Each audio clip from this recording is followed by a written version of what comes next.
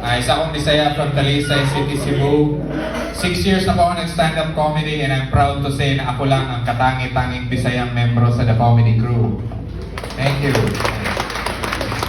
Kasi kailangan nila ng diversity hire. At ako yung supplier nila ng danggit. May 3 pack pa ako dyan, baka trip nyo.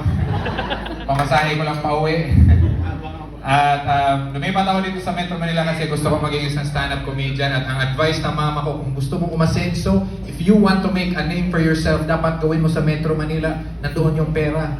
At totoo naman, after 6 years, mahirap ako sa Cebu, pero mahirap pa rin ako sa Manila. Ang pinagkaiba lang, umasenso yung kahirapan ko. Ayun, Manila rate na. Tama naman si mama. At kahit mahirap ako, I'm a proud Bisaya, kaya gusto ko magyabang sa inyo ng konti. I don't know if you've heard this before, but apparently, Bisaya people, specifically Cebuanos, are considered to be the top English-speaking people of this country. If you agree, make some noise! That's according to Call Center Magazine. Kung hindi nyo napansin yung mga dating kasambahay na Bisaya, nasa teleperformance na. Opo, TL na si Inday. Nag-team building na sila sa Pansol. Doon siya nabuntis ng client niya. Ngayon, nasa Texas na siya. Opo, mama ko yun. Magaling tayo mag-English. Isang kababayan nakaamon sa kahirapan.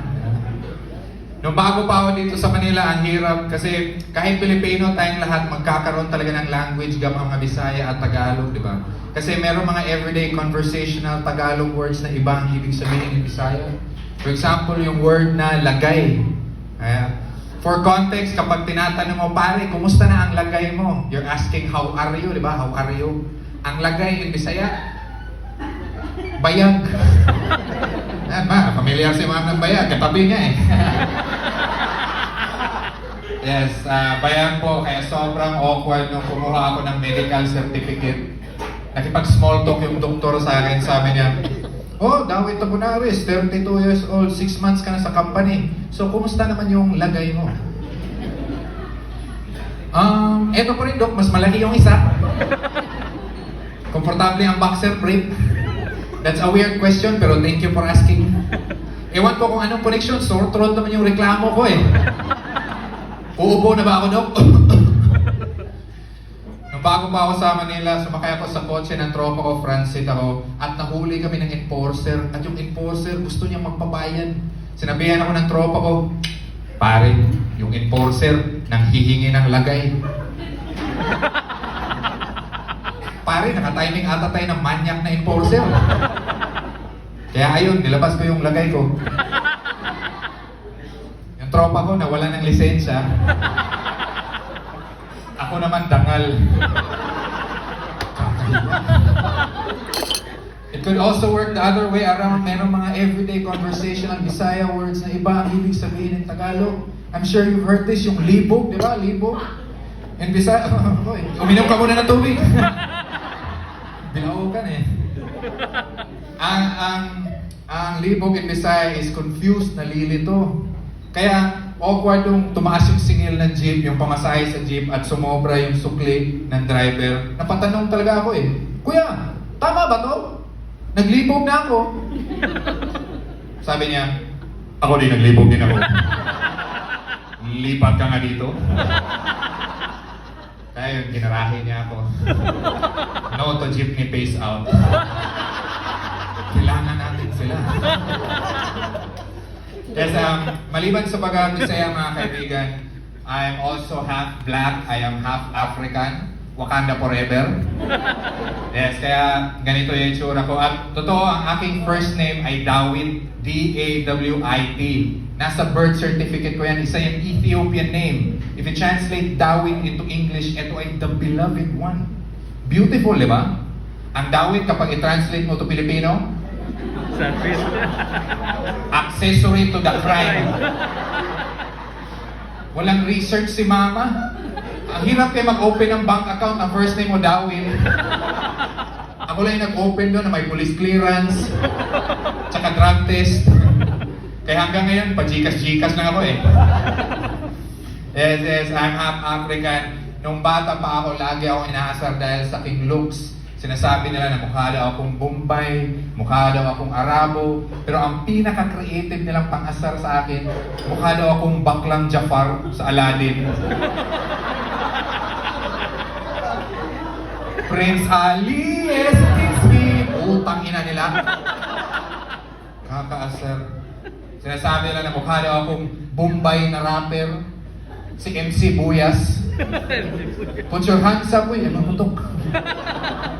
O ba, sinasabi na, Bombay, bakit ka nagko-commute? Saan yung motor mo, Bombay? Gago, wala akong motor. Magic carpet, meron.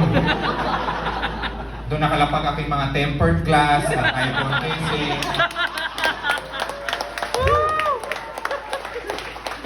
Ay, salamat, tumawa kayo. Pinitawag ko yan sa Great Hills, hindi sila natuwa eh. Yes, yes. Kaya hanggang ngayon walang screen protector yung cellphone ko.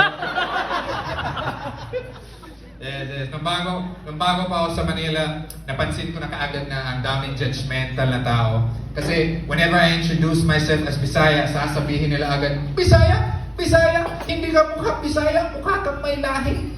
At napaisip ko, tangina, may mukha ang Bisaya? Requirement ba na kumukha kami ni Manny Pacquiao lahat? Shopee, 11-11, shop na. Happy New Year, everyone! Pakina nyo din. Pareho lang kayo. At ano ba yung, may lahi ka? Anong lahi mo? Minsan nakaka-insulto na yan kasi feeling ko tuloy, ano ba ako, dog breed? Yes, I'm an African Husky. Pero yung mama ko, Bisaya Shepherd. Pero ibang usapan naman kapag magandang babae yung magtanong sa akin, excuse me kuya, may lahi ka? Anong lahi mo? Bakit? Magpapastad ka ba? Kasi kompleto na yung papers ko. Gusto mong ma-deworm? Yes, para yan sa mga dog lovers, yes. Pero ibang usapan naman kapag Bisaya na mismo yung makasalubong mo sa Manila, di ba? Ang gaan sa loob kasi may tinanong ako, excuse me bossing, anong oras ni mo dyan? Nimo? Bisaya ka? Taga saan ka? Talisay ako, taga Mandawi. Anong ginagawa mo dito sa Metro Manila? Well, actually sir, gusto ko lang talaga mag-isang stand-up comedian at ngayon kasama na ako ni Alex Calleja and the comedy crew at magigig kami sa Gentry, Cavite. Okay. Thank you, Chris Table. Sabi niya, aba, Alex Calleja, comedy crew? Big time ka na ba yan? Hamang-hama ako sa iyo kasi hinahabol mo yung pangarap mo. Padayon, bay. Tsaka nga pala, bay, may 200 ka. Sabi na, Bisaya ka talaga, naunahan mo kung gago ka. Sama tayo sa GrabShare. Yes. At millennial ako. Meron ba ka mga kapwa millennials in the house? Millennials, pwede maingay? Millennial. Yan ang tamang energy level sa mga walang life savings. Mahal ng rate doon.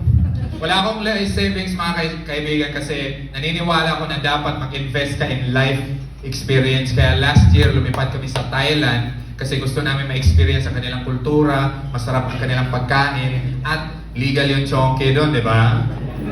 And say what you will, kung ano ang opinion mo sa marijuana, it has been scientifically proven to alleviate symptoms of depression, anxiety, at nakakabalik pa siya sa aking gana, sa aking appetite.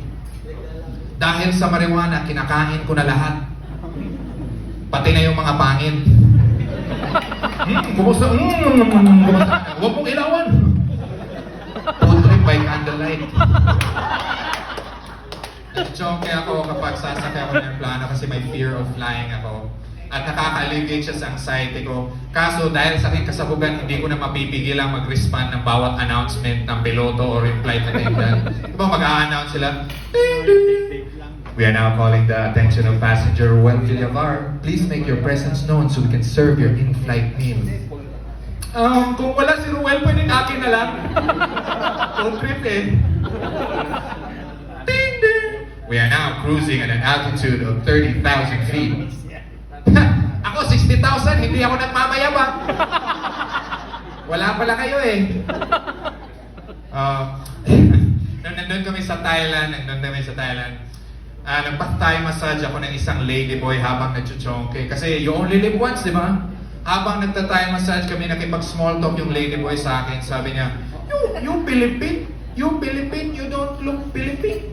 Sabi ko naman sa kanya, well, I'm actually half African. Sabi niya, oh, African? Tapos bigla niya sinalat yung TV ko. Sabi niya, African? Hindi naman. Bisaya ka rin. Maraming salamat mga kaibigan. Diyan mo na yung tawag. Saka ba yung tawag na ba na sa mga kaibigan?